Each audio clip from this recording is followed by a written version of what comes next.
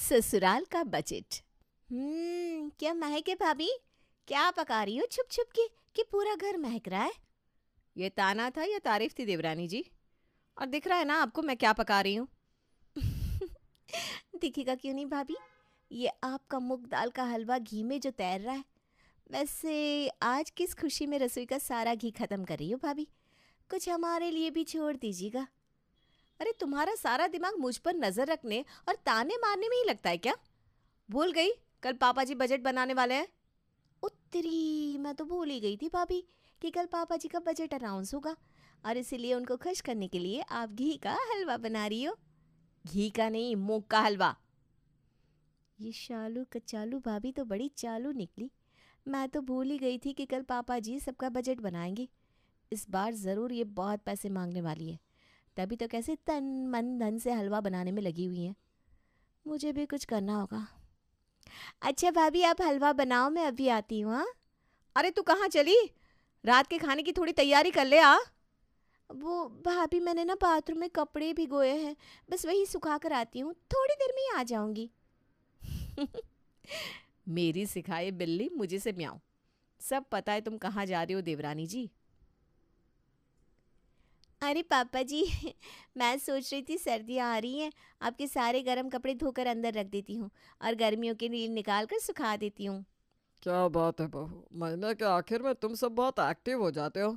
जी पापा जी, अब काम तो सब मुझे करने ही है घर के, तो अब चाहे जल्दी शुरुआत करूँ या देर से। चलो रुको, मैं कपड़े निकाल कर देता हूँ। अरे पापा आप कहाँ जा रहे हो? ये देखिए मैं आपके लिए कुछ लाई हूँ। अरे रानी बिटिया, ये क्या है? पापा हैंड वॉच है, वो भी ब्रांडेड, आपके लिए लाई हूँ, अपने पॉकेट मनी से पैसे बचाकर। अरे वाह, ये तो बहुत सुंदर है बिटिया। ला, इसे मैं पहन लेता हूँ। ये ननद जी भी ना बिल्कुल बिच्छू के डंक की तरह है। चाहे कुछ भी हो, हमेशा मेरे काम के समय ही पापा की परी बनने आ जाती है। अरे बहू, तुम अभी तक यहीं खड़ी हो। लाओ, मैं तुम्हें कपड़े देता हूँ धोने के लिए। ओहो, तो आजकल छोटी भाभी को भी पर निकला है, पापा की चापलूसी करने के लिए कपड़े धो रही हैं। ऐसे तो कभी एक रुमाल भी धोकर नहीं देती, पर देखो आज कैसे खड़ी है।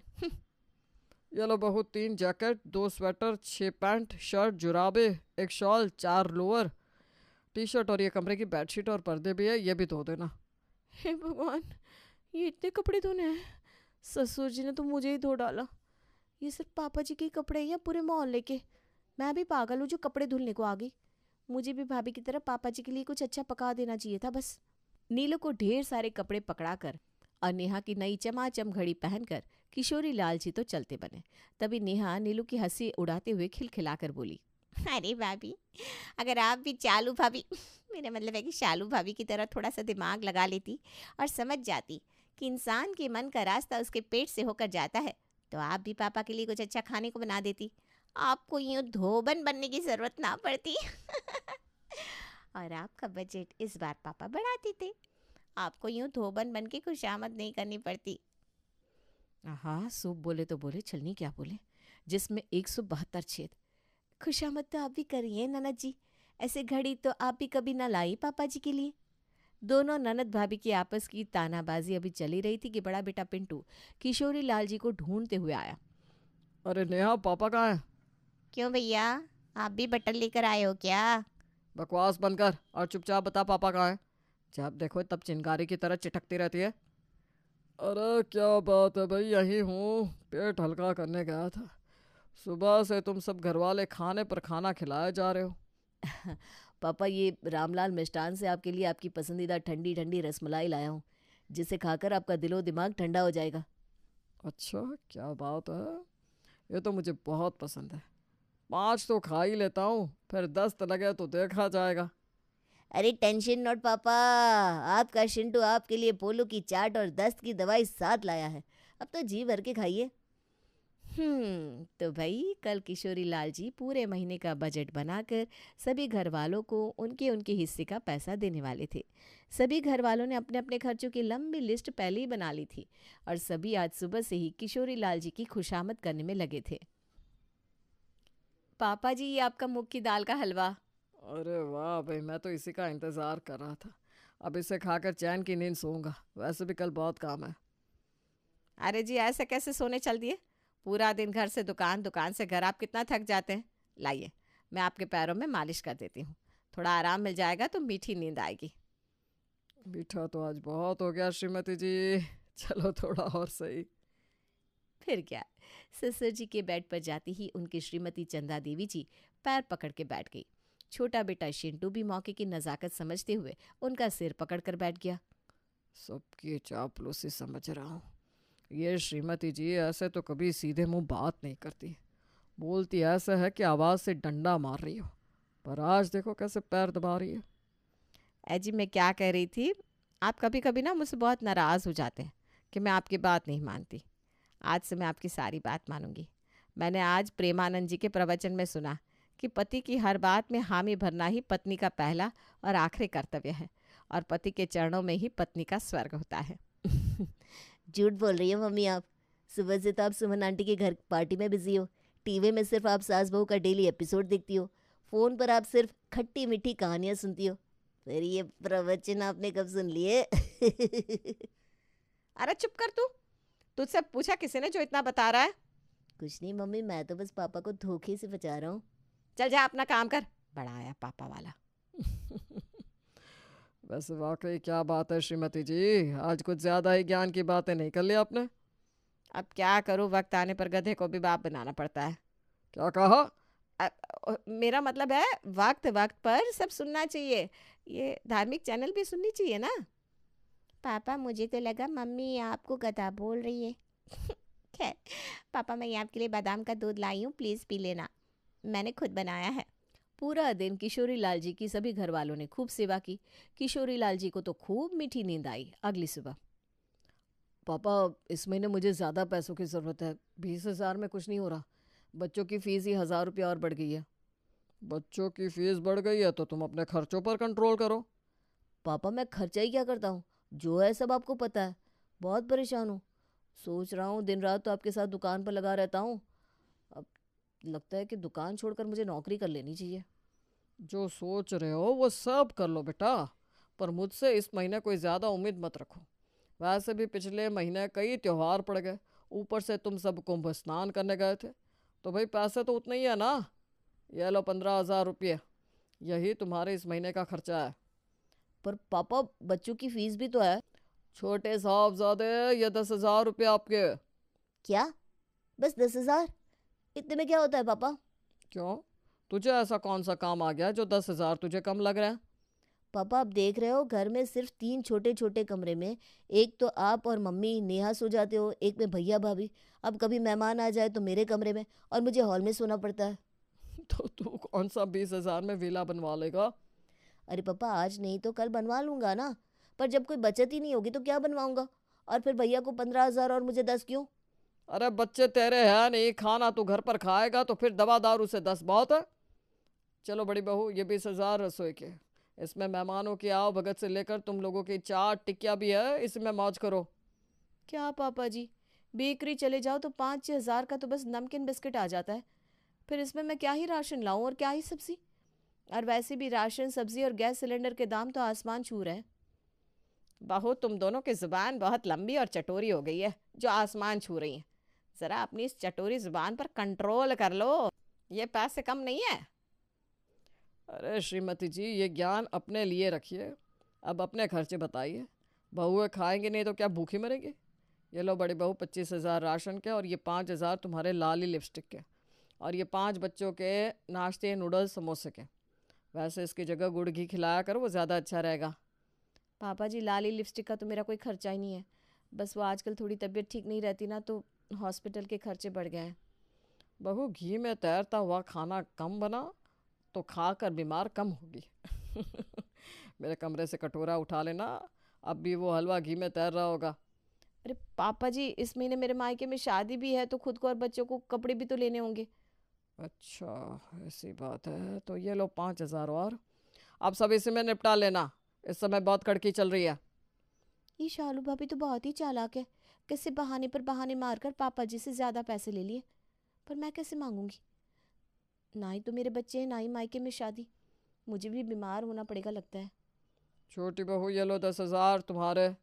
पापा जी इतने पैसे में क्या ही होगा, ये तो बहुत कम है। कम पैसे हैं? बहू, खाना पहनना घर का है, दवा दारू के लिए तो 10,000 भी बहुत है। अरे इसमें तो तुम्हारी सहेलियों के साथ घूमने का भी खर्चा निकल जाएगा। ये माँ जी भी ना, बस इनका ही बोलना बाकी रह गया था। खुद तो रोज़ नई नई साड़ियाँ गहने कपड़े लेंगी, किटी पार्टी में जाएंगी। मेरी 2 सहेली के साथ इनका 1 कप चाय पीना भी चुकता है। अब इन्हें कैसे समझाऊं, मेरे भी कुछ खर्चे हैं, कुछ पर्सनल ज़रूरतें हैं। यहाँ बेटा, ये 10,000 रुपये तुम्हारे। पापा बस इतने ही? इतने ही मतलब 10,000 है बेटा। पापा बुक्स, कभी प्रैक्टिकल, कॉलेज आना जाना, कुछ पर्सनल चीज़ें, कितना कुछ हो जाता है, इतने कम में कैसे होगा? ज़रा अपने दोस्तों की बर्थडे पार्टी में कम जाइए ननद जी, सब हो जाएगा। भाभी आप कहना क्या चाहती है?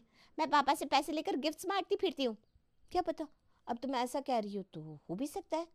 भाभी आपको मेरे और मेरे पापा के बीच में बोलने का कोई हक नहीं है। अरे अरे ननद जी, आप तो नाराज़ हो गई। मैं तो बस ये कह रही थी, थोड़ा सा फालतू खर्च कम कर दीजिए, खाना घर का खा लीजिए, तो इतने पैसे में आपका खर्च अच्छे से चल जाएगा। ठीक कह रही है तुम्हारी भाभी बेटा, जहाँ ज़रूरत हो बस वहीं खर्च करो। बहुत से लोगों की तो 10,000 रुपये महीने की सैलरी होती है। सोचो, इतने में उनका पूरा परिवार पलता है। अपनी दुकान के श्यामू काका को ही ले लो। अजी मेरा कुछ है कि मुझे घर से बाहर का समझा जाता है? अरे भगवान, मुझे मेरी शामत बुलानी है क्या? ये लो 5,000 रुपये आपके। क्या? बस 5,000? बहुओं के 15,000 और मेरे बस 5? ए जी, पूजा पाठ का सामान, मेरी बीपी की दवाइयाँ, ये सब कैसे आएगा इतने में? 5 नहीं 7 है हम दोनों के, जिसमें 2,000 भाई मेरे भी है, जिसमें दुकान तक आने जाने का खर्च और चाय पाने का ऊपरी खर्च। पर मैं इस महीने शिवरात्रि पर सत्संग कराने का भी सोच रही थी, इतने में कहाँ कुछ हो पाएगा। सत्संग कराओ या भंडारा, मेरे बनाए बजट में मुझे जितना जिसे देना था वो सब मैंने दे दिया। सेवा समाप्त। पिंटू और शिंटू, तुम दोनों टाइम से दुकान पर चले जाना। वो पापा, आज मैं बच्चों के स्कूल जा रहा हूँ, पेरेंट्स मीटिंग है ना, मैं कुछ देर से दुकान पहुँचूँगा। इतना कहकर समय की पाबंद किशोरी लाल जी ने अपना थैला उठाया और लंबे डग चल दिए दुकान की तरफ। वहीं दूसरी तरफ पिंटू चला गया बच्चों के स्कूल और नेहा अपने कॉलेज। सर, आपकी बच्चे चीनू मीनू कभी भी अपना होमवर्क कंप्लीट करके नहीं लाते और पढ़ने में एकदम बुद्धू है। ओह मैडम, ऐसा क्या? यस, ऐसा ही है। घर पर इनकी पढ़ाई लिखाई पर ध्यान दीजिए, हो सके तो ट्यूशन लगवा दीजिए। जी मैडम, बिल्कुल जी। शाम के समय। क्या बात है भैया, इतनी सोच में दुखी क्यों बैठे हैं? कुछ आफत आ गई है क्या? ससुराल वालों ने फिर से उधार मांग लिया क्या? अरे नहीं नहीं, चीनू मीनू की टीचर आज शिकायत कर रही थी कि पढ़ाई बिल्कुल नहीं करते बच्चे, इनका ट्यूशन लगवा दो। अरे कहाँ से लगवा दूँ, गिने चुने पैसे दिए पापा ने, ऊपर से मेरी बाइक भी ख़राब है, उसको भी ठीक कराने का 4,000 का खर्चा अलग से। ऐसे ही हो गया, पापा के दिए 8,000, तो अब बाकी का मैं पूरा महीना क्या ही करूँगा समझ में नहीं आ रहा। अगर अभी जाकर उनको ये बात बोलूँ तो कहेंगे अपनी फटफटिया बेच दे और साइकिल से चला जा, शरीर भी फिट रहेगा। यही है ना भैया, जब से शादी हुई नीलू को एक भी बार कहीं घुमाने नहीं ले गया। पापा इतना टाइट बजट देते हैं जिसमें हाथ की मुट्ठी बंद सी जाती है। ज़रूरी खर्च भी बड़ी मुश्किल से निकलते हैं। घूमने जाने का मतलब 30,000 रुपये तो कम से कम होने चाहिए। यूँ ठन ठन गोपाल बने घूमना भी तो अच्छा लगता है क्या? रोज़ कलेश करती है नीलू, ये घूमने गए वो घूमने गए, पर मैं क्या करूं भैया, पैसे ही नहीं बचते। लगता है ज़िंदगी में कभी कुछ कर नहीं पाएंगे। जाने कब से पापा से कह रहा हूँ ये दुकान नहीं चल रही, इसे बेचकर शहर में ले लेते हैं, पर पापा ना फेविकॉल की तरह चिपक से गए इस दुकान से, जो इनका ये छोड़ने का मन ही नहीं करता। भैया, मेरा एक दोस्त है रवि, चाय और मैगी की दुकान लगाता है शहर में। हमारे कपड़े की दुकान से ज़्यादा आमदनी है उसकी महीने की। अभी दोनों भाई अपना अपना दुखड़ा रो रहे थे कि बहन नेहा भी कॉलेज से पैर पटकते हुए आ गई। क्या बात है बहना, इतने गुस्से में कैसे? किसी सहेली के बाल नोच आई है क्या? नोचवा आई है? भैया हर टाइम मजाक अच्छा नहीं लगता, आपको दिख नहीं रहा मैं कितने टेंशन में हूँ? अरे वही तो हम पूछ रहे हैं, क्या बात हो गई जो तेरा पारा इतना हाई है? सभी दोस्त कॉलेज से ट्रिप पर जा रहे, बस मुझे छोड़कर। अब मैं कैसे जाऊँ जब पापा ने पैसे ही गिन गिन कर दिए हैं। अब इतने कम पैसे में मैं कॉलेज का खर्चा मैनेज करूँ या खुद के कपड़े या बुक्स, कभी ये कभी वो, कैसे मैनेज करूँ? सही कह रही हो नाना जी, कहने को तो मुझे सबसे ज़्यादा पैसे मिले हैं, पर गृहस्थी जो चलाए वही जाने। आए दिन कोई ना कोई मेहमान आ जाता है, उसका खर्च अलग से होता है, तो कटता तो हमारे से ही। आप तो बस ये कह लो अपना मुंह पेट काट काट कर मैं इतने कम पैसों में रसोई चला रही हूँ। बच्चे आए दिन कुछ न कुछ खाने पहनने की जिद करते हैं, बहुत ही दिक्कत होती है। पर क्या करूँ, कोई मुझसे भी पूछे तो बताऊँ कि कितनी दिक्कत होती है पापा जी के बनाए बजट से। भाभी मैं तो बस बदनाम हो के सहेलियों के साथ घूमती हूँ। अरे आजकल होता ही क्या है, 10,000 रुपये में 5,000 से नीचे तो ढंग की साड़ी तक नहीं आती। और मैं सहेलियों के संग जाती ज़रूर हूँ, पर कभी खुद के पैसों में से एक पिज्ज़ा तक नहीं खाया। सब ज़रूरी कामों में खर्च हो जाते हैं। भैया अब बहुत हो गया। मुझे अब ऐसा लगता है कि हमें अब पिताजी के सामने अपना मुंह खोलना ही पड़ेगा। उनको बोलना पड़ेगा कि ओस चाटे प्याज नहीं जाती, हमारा बंटवारा करके हमें हमारे हिस्से के पैसे दे दे, हम अपना अपना अलग करके खा लेंगे। हाँ छोटे, पापा बंटवारे के जो पैसे देंगे कुछ इधर उधर उधार लेकर शहर में दुकान डालूंगा, तभी कुछ पार पड़ेगी, वरना नहीं। ये सब हो जाए भैया तो ज़रा राखी के बंधन को भी निभा देना। हाँ हाँ, क्यों नहीं बहना। तो चलिए जी, अभी चलकर हम सब आज पापा जी से साफ साफ शब्दों में बात करते हैं। हाँ भाभी, करनी तो पड़ेगी, क्योंकि अब पानी सर से ऊपर चला गया है। अब हम अगर आज नहीं बोल पाए तो कभी नहीं बोल पाएंगे।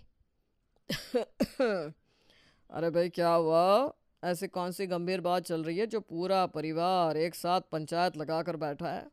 किशोरी लाल जी का इतना बोलना था कि पूरा परिवार का गुस्सा उन पर बरस पड़ा। किसी की नज़र उनके हाथ पर नहीं गई। चश्मा तो आपका टूटा पड़ा है जी, ये क्या कागज़ लिए घूम रहे हो अंधेरे में? अरे ये क्या भाग्यवान, तुम सब तो बिना सांस लिए बोले जा रहे हो। सुनना किसी को था नहीं। ये ज़मीन के कागज़ है। पिंटू और शिंटू बेटा, वो तुम दोनों बहुत दिनों से शहर में दुकान लेने की कह रहे थे, तो तुम दोनों के नाम शहर में 4 दुकानों की जगह ले ली है। ये सुनते ही पूरा परिवार हक्का बक्का रह गया। सबकी आंखें शर्म से झुक गई। पर यहीं सासू माँ ने अपना दांव खेल दिया। ये वही थी जो कुछ देर पहले किशोरी लाल जी की आलोचना में पूरे परिवार के साथ थी। मैं तो कह रही थी बच्चों, अपने पापा को गलत ना समझो, वो बजट में कंजूसी भी तुम लोगों के लिए ही करते हैं ना। आखिर घर का मुखिया ये ना करे तो परिवार के लिए कैसे कुछ अच्छा कर पाए। हाँ माँ, आप जो कह रही हो, इससे ही तो बहती गंगा में हाथ धोना कहते हैं।